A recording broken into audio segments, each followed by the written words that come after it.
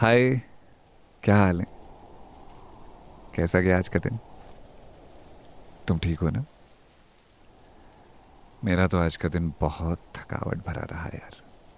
आज मैंने लगभग 90 किलोमीटर स्कूटी चलाई है और मुझे ऐसी थकान लग रही है कि क्या बताऊं यार। रोड में चलने में ना अलग ही थकान हो जाती है। अच्छा, लेकिन एक बात है, पहाड़ों में स्कूटी में चलने का जो मज़ा है ना, वो किसी और चीज़ में नहीं है। ये बड़ी बड़ी गाड़ियां तो जाम में फंसी रह जाती है और हम स्कूटी वाले सबसे आगे निकल जाते हैं। हवाओं से बातें करते हुए चलना अगर कुछ है तो वो है स्कूटी या बाइक से सफर करना। कभी आना पहाड़ों पर, कार लेकर नहीं, स्कूटी लेकर। फिर देखना, बादलों के बीच से जब आप आगे बढ़ते हो ना, तो लगता है एक अलग दुनिया में आ गए हो। वो हल्की हल्की पानी की बौछार जब चेहरे को छूती है तो ऐसा लगता है किसी ने प्यार से चेहरा छू लिया हो आपका, और फिर एक ठंडक सी रह गई हो चेहरे में। अच्छा, पहाड़ों के रास्ते में जब भी मैं स्कूटी चलाता हूँ ना, बहुत कुछ ऐसा याद आ जाता है जो जो आंखों में नमी ले आता है। जॉन एलिया साहब का एक शेर है कि वो जो ना आने वाला है ना, उससे मुझको मतलब था।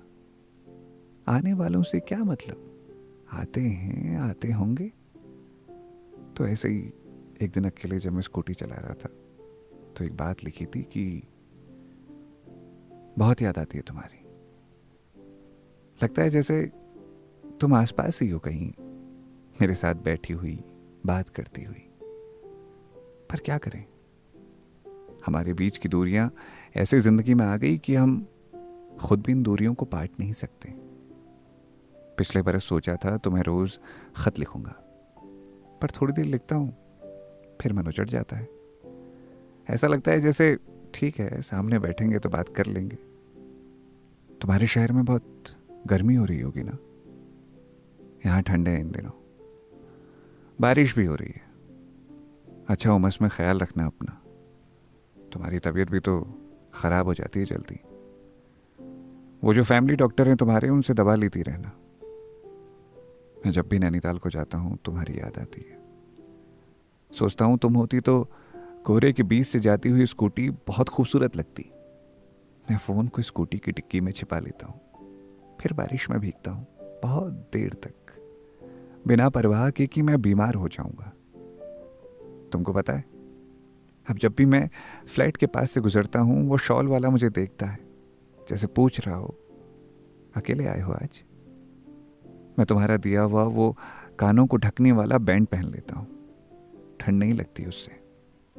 हाँ, खरीदारी नहीं करता हूँ, पता नहीं क्यों, तुम्हारे बगैर कुछ खरीदने का दिल ही नहीं करता।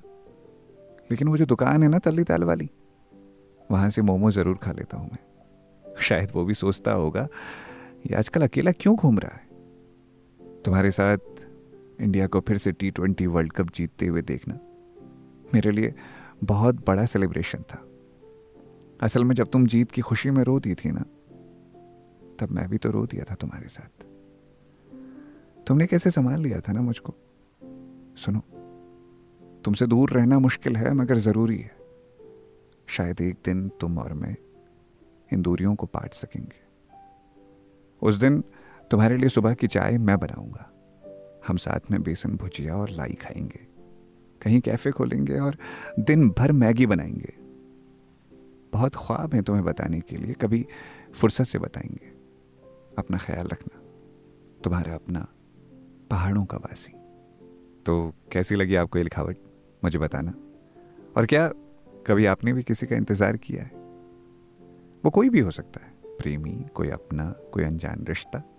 अगर हाँ तो मुझे बताना, कहानी वाला लड़का 9@gmail.com पर।